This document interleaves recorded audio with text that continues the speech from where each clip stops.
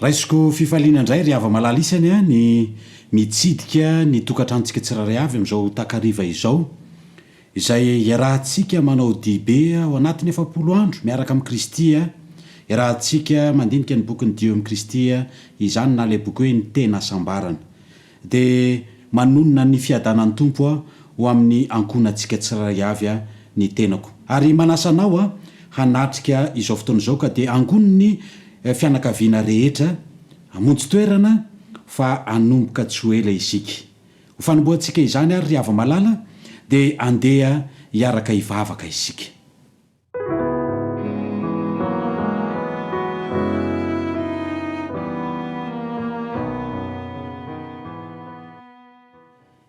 Hivavaka isika tompoko. Andriamanitra arainay tsara indrindra zay any an-danitro manolotra ny dera ny laza ny saotra ny voninahitra ao anao zahay satria mbola nomenao tombontsoa indray hiaraka am'izao dibe 70 andro iarahanay aminao zao. Tompo malalo fandrinay ny tsidianao nisatokantrano ankehitriny amin'ny alalany zao afatra manokana izao koa meteza fanahy masonao hitsidika ny sambatan'olona isatokantrano ary ho mpiainy pakatony tsiraray avy hatreo amin'ny fahafenony ary zao fotoana zao miteneny ianao Jehova vonina ianao anao zahay noho ny amin'ny anaran'i Kristy amen.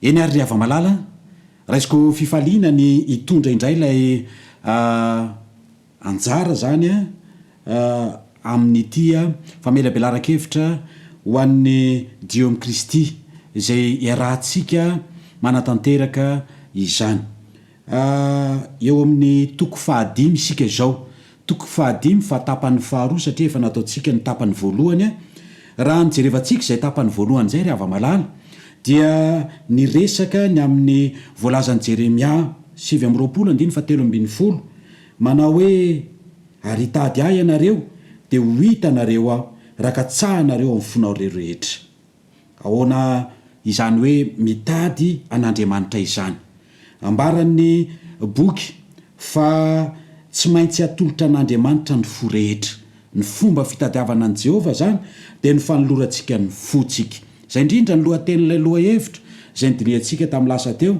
ny amin'ny hoe fanolorantena de mipetraka ary ny fanontaniana hoe inona no atolotra ambaran'ny soratra masina de ao amin'ny Isaia 1:5 de ozy izy hoe enika aretina avokoa ny loha rehetra marary ny fo rehetra hatramin'ny faladika hatramin'ny loha de tsy misy izay tsy maharary io fo io zany no mitondra enta mavesatra ho an'ny fondra olombelona ankehitriny satria anamafy an'izany eo amin'ny Genesis 9:5 de ozy izy ny tenin'ny soratra masina vakitsika amin'ny anaran'i Jesosy ary hitan'i Jehova fa be ny faharatsian'ny olona tambony tany ka izay fisainany rehetra va mifony de ratsy ihany mandritry ny andro.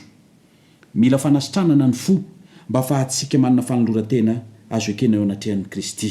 Io fotsika io zany no tokony atolotsika an'Andriamanitra mentsika azy manontolo izany ny fanolorana zay rehetra ananany ho tapahan'ny sitrapon'Andriamanitra de mila fitolomana fatratra tena ilaina nefa zany amin'ny fanavaozana sy ny fanamasinana antsika tsarovy tsara fa Andriamanitra de vonina mandrakariva ary miteny izy hoe avia ary fandahatra isika manoloana ny fanolorantena ataotsika aoka mba ho tsapatsika fa io lay Andriamanitra io de fa nafoy zavatra maro ho atsika olombelona izy tao anatin'izany nafoy ny aina izy nafoy ny fanjakana izy nafoy ny zanany lahatokana izy mba ho fanavotana atsika tsiraray avy ho setriny zany inona ary ny tokony ataotsika ho ny fanambarana amin'ny tenin'Andriamanitra ihany ianareo rehetra ozy izy zay tsy mahafoy izay rehetra anananareo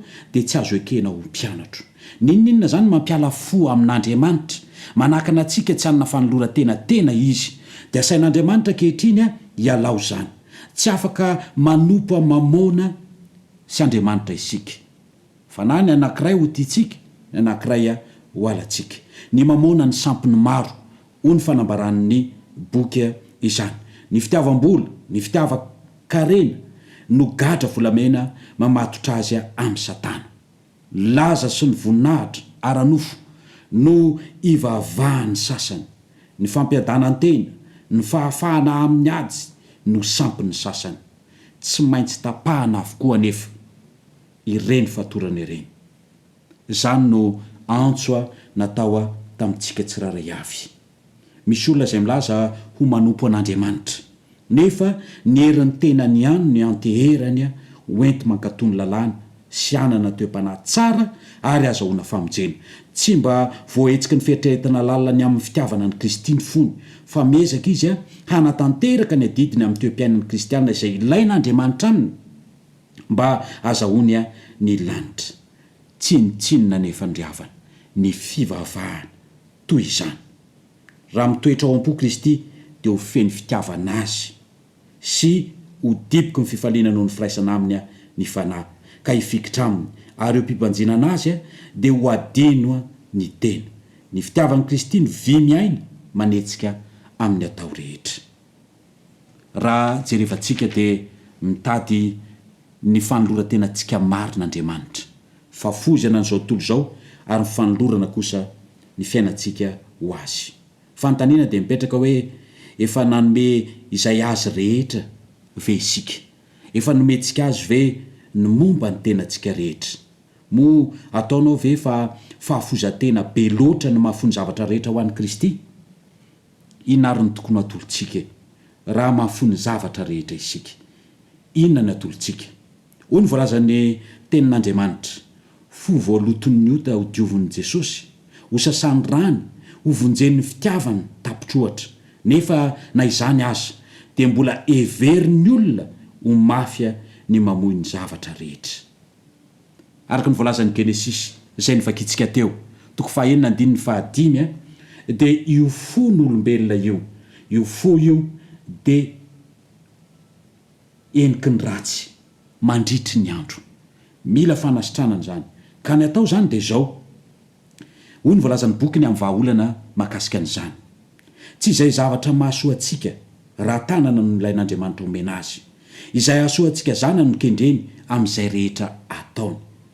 Tiako raha izay rehetra tsy mbola nifidy an'i Kristy no mba mahalala fa manan-javatra tolotra azy izy, dia izay tsara lavitra noho izay tadiaviny ho an'ny tenany aza.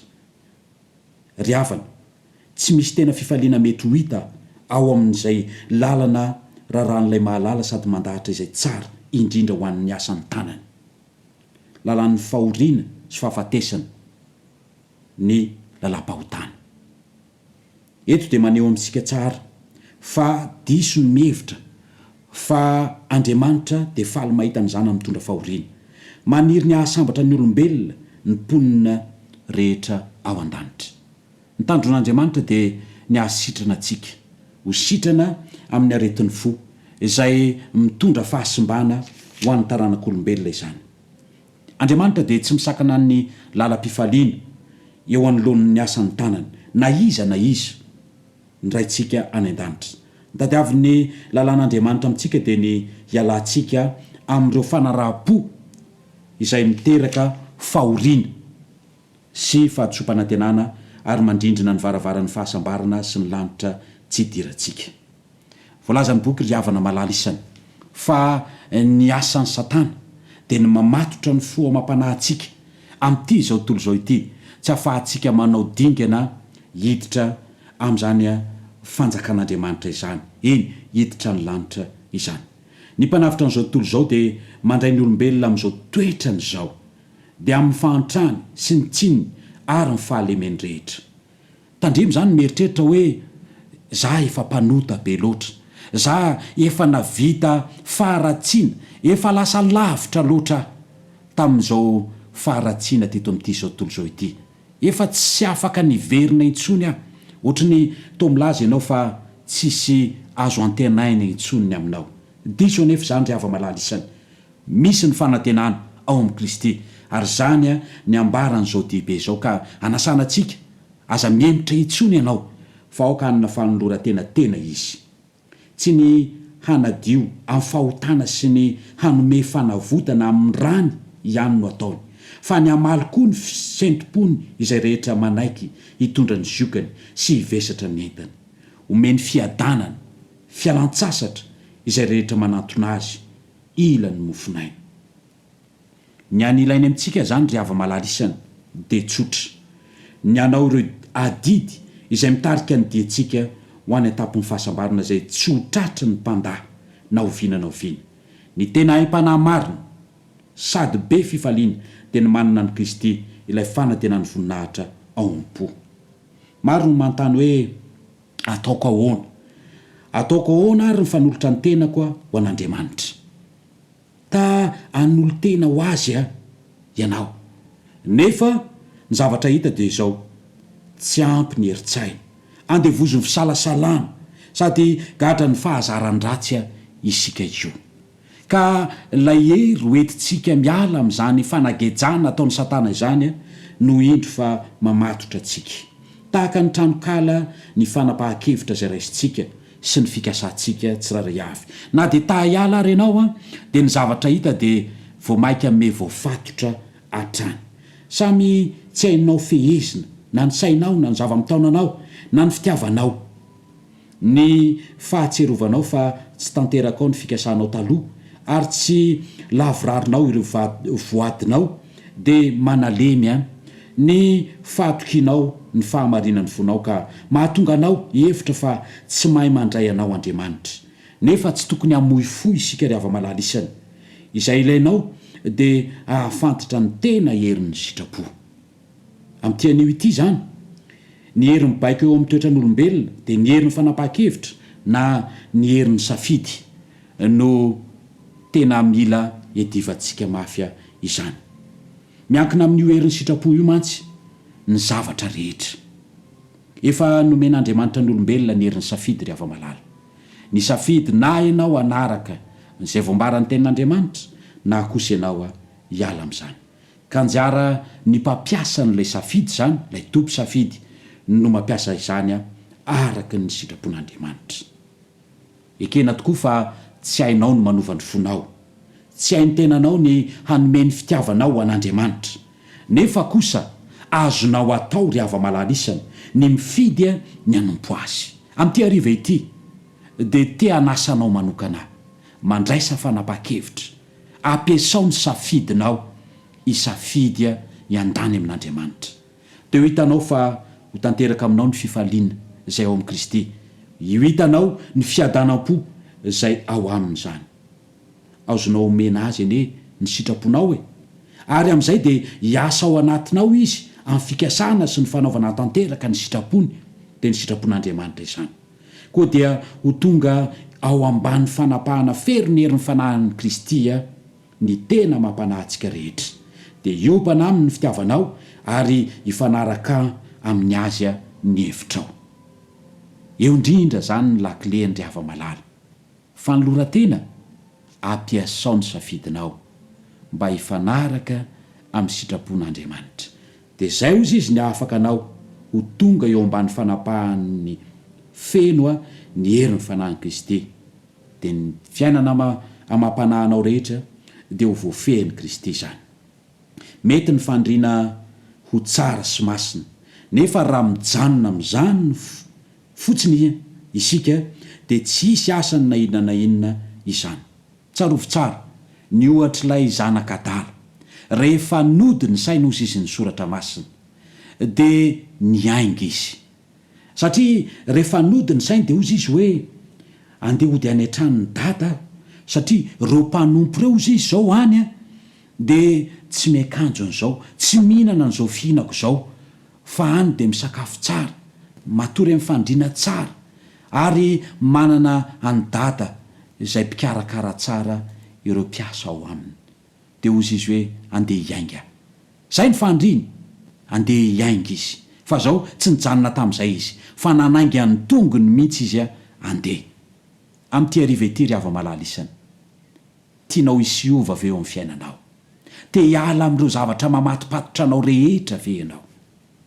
Andao ho ampiasaintsika ny safiditsika, tsy janona fotsiny amin'ilay fandriana izay tsy mahavita na inona na inona zany, fa andao tena ataontsika zava-misy marina ny fanapahan-kevitritsika tsiraray avy.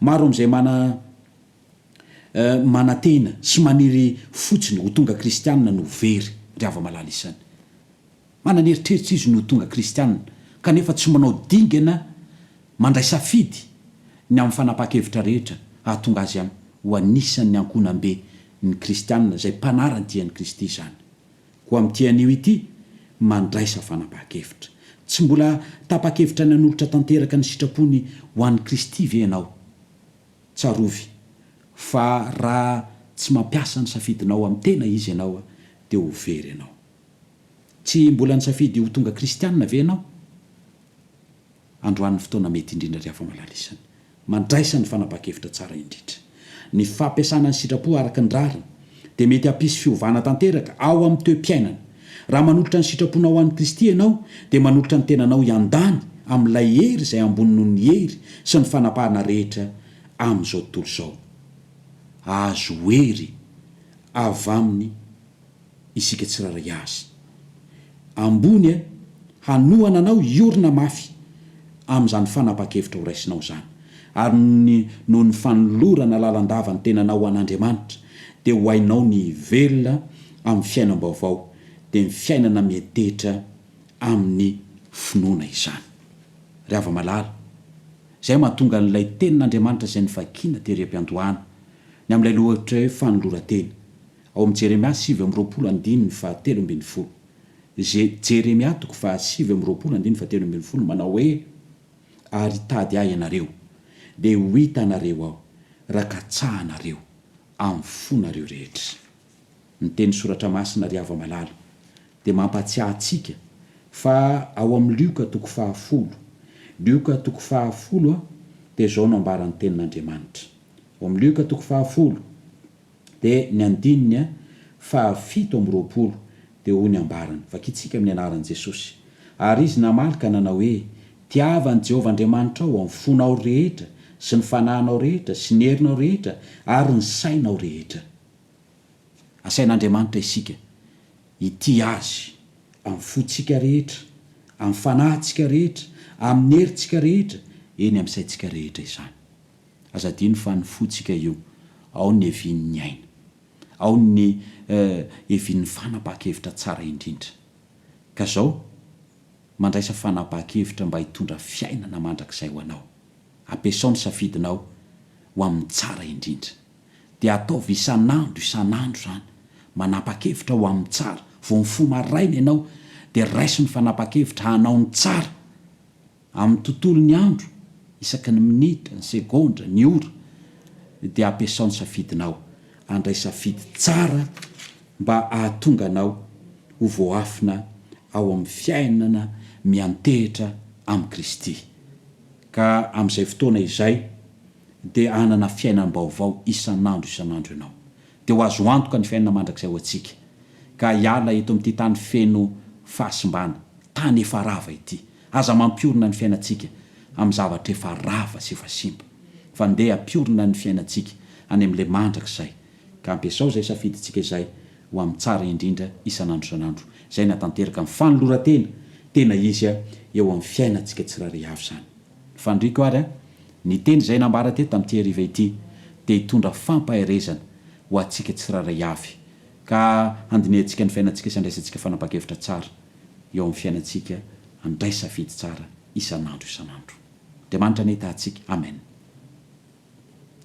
andehantsika ry ava-malala isany hamarina zao fotoana zao amin'ny alalan'ny vavaka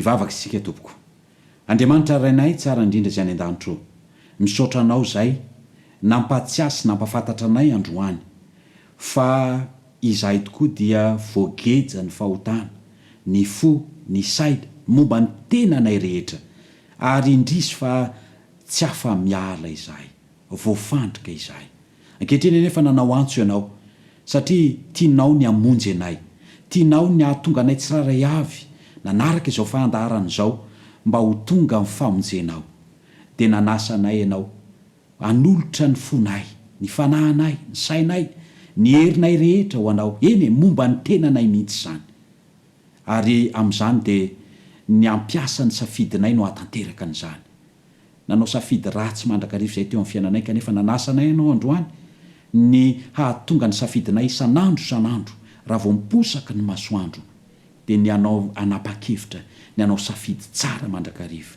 isan'ora isan-tsekondra isa-minitra dia hanolotra n'izany safidy tsara ho anao zany zay ka dia voafinao aminao ny fiainanay Andriamanitra ary dia voatahiry ho amin'ilay fiainana mandrakizay zay tsirary avy ireto matoky ary zay fa hiasa mahery ny fananao atanteraka an'izany eo mba fahasoavanao ka ny ankonina tsiray avy zay nandray an'izao teninao zao irina indrindra ny fiadananao anie ho amin'izy ireo ny fahasoavanao ampimizara ho amin'izy ireo tsiraray avy amin'ny fiarovanao dia tsy ala amin'izy ireo tsiraray avy ka dia soranay sahady ianao ny amin'ny ataonao rehetra ho an'ny tsiraray avy tononona ny vavaka noho ny amin'ny anaran'i Kristy amen.